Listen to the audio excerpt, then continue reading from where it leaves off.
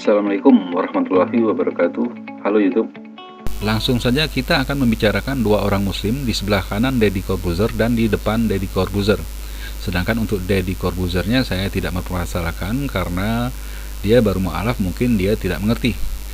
Sedangkan yang berjaket hitam dia bukanlah muslim.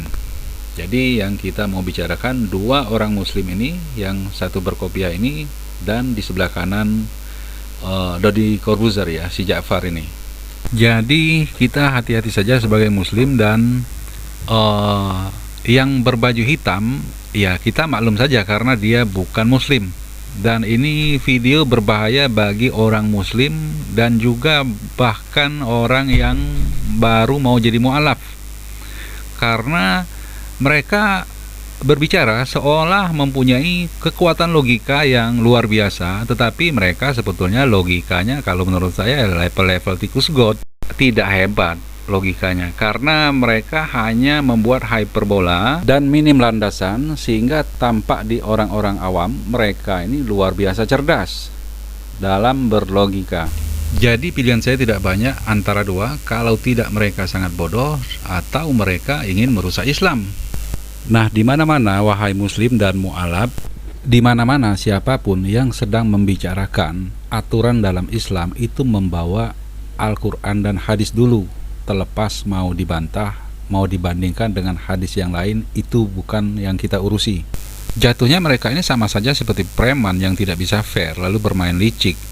Kalau dikatakan liberal sejati, ya jauh sekali seperti ibu ini yang menerima anaknya masuk Islam. Seperti ibu-ibu kafir yang membawa anaknya untuk masuk Islam, tetapi dia tetap biasa saja. Sekarang kita mulai bahas dari orang yang berkopiah ini ya. Dia mengatakan bibit-bibit ekstremis atau teroris itu dari contohnya ajaran-ajaran pacaran tidak boleh dalam Islam. Lalu dia ingin menjadi teroris. Satu yang aneh, pacaran ini hampir semua agama saya kira melarang pacaran sebenarnya. Pacaran saja itu kecenderungannya sebetulnya merusak wanita. Coba saja cari statistiknya atau pelajari berapa banyak wanita yang bunuh diri karena putus cinta karena pacaran dengan laki-laki yang bunuh diri yang putus cinta karena pacaran. Bukannya banyak sekali orang tua di Indonesia di mana-mana melarang anaknya pacaran. Bahkan anak saya pun tidak pacaran dan sudah menikah sekarang ini. Yang saya gunakan aturan Islam yang mempunyai basis, mempunyai standar. Lalu apakah saya menjadi teroris? Atau anak saya tertekan jiwanya? Toh sekarang dia sudah menikah dengan cara yang Islam, tidak pernah pacaran sama sekali. Ada seorang pria yang melamarnya dan langsung dia mau, dia terima, akhirnya menikah, bahagia. Apakah semua orang kakek buyut segala macam, semua orang yang kita lihat melarang anaknya pacaran menjadi teroris? Berapa banyak mereka yang menjadi teroris? Di sini mereka hanya menghipnotis tanpa dasar ya. Terus permasalahan dianya tidak jadi ke Palestina, seolah-olah dianya seseorang itu ke Palestina untuk membantu muslim yang diserang oleh Israel itu sama dengan teroris. Lihat saja bahasanya. Dianya membuat opini seperti itu yang kita tidak sadar. Sebetulnya akalnya mereka ini untuk orang-orang yang tidak mengerti ya sangat luar biasa. Mungkin saya dulu pernah cerita ke Om Deddy. Ya, Kalau dulu aku pernah mau ke Palestina. betul. Itu sebenarnya bibitnya memang dari situ, Bib. Apa bibit yang bikin lo pengen ke Palestina? Pertamanya adalah bibit di mana aku sudah mulai mengharam-haramkan pacaran, tidak boleh. Wah, aku Tapi bukan karena Anda tidak laku kan? Berarti judulnya bisa tretan muslim gitu. Aku mengharam-haramkan. Ya. Dan mungkin kalau aku mengharamkan itu di hati doang nggak apa-apa. Ya. Tapi aku udah mulai ke orang. Ya. Ini nggak boleh nih, ini haram nih, mulai begitu. Dulu aku karena isu Palestina dan Israel. Ya. Israel ini jahat banget nyerang Palestina. Gitu dulu aku, ayo nih diongkosin berangkat deh. Gitu. Lu kok diongkosin berangkat? Kalau karena pikirannya gini, kalau aku mati udah surga. Jadi itulah Sebelit. salah satunya, bisa Anda klik pada link mengenai video aslinya. Jadi yang dia omongkan ini dia putar balikan semua faktanya. Jika seseorang itu membantu muslim di sana dan dia terbunuh, ya masuk surga lah.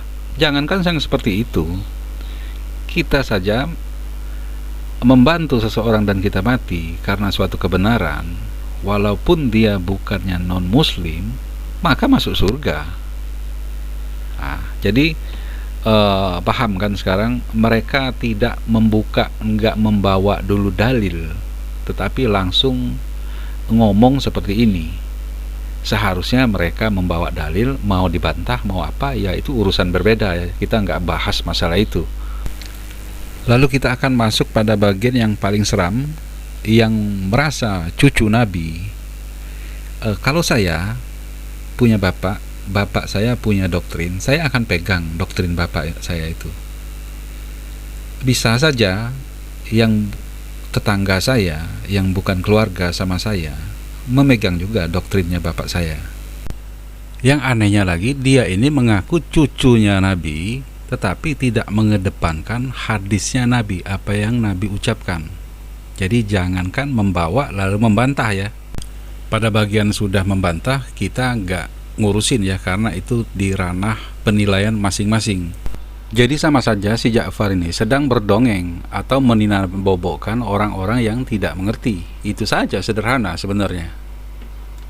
Jadi mereka berlogika sebetulnya pada sudut pandang yang terbalik.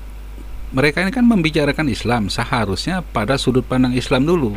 Terserah mereka mau bantah, itu urusan yang berbeda ya.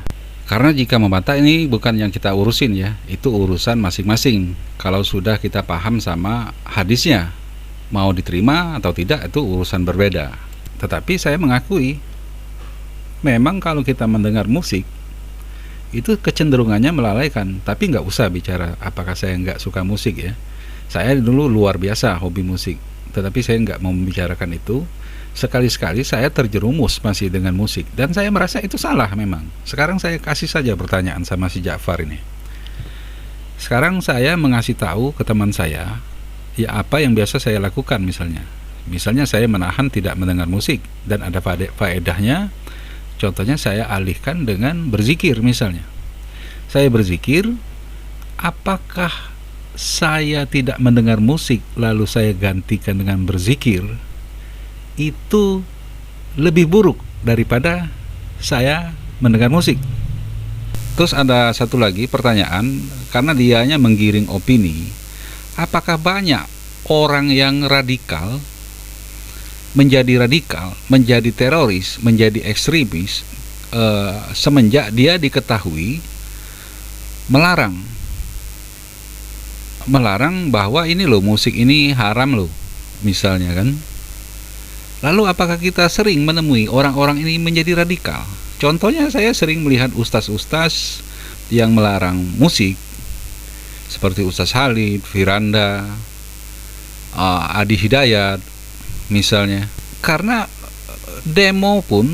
mendemo pemerintah pun, yang saya masih menyetujui dengan demo karena diperbolehkan, mereka ini yang melarang musik berdasarkan hadis ya, itu berdemo yang diizinkan pemerintah saja mereka tidak boleh, tidak mau.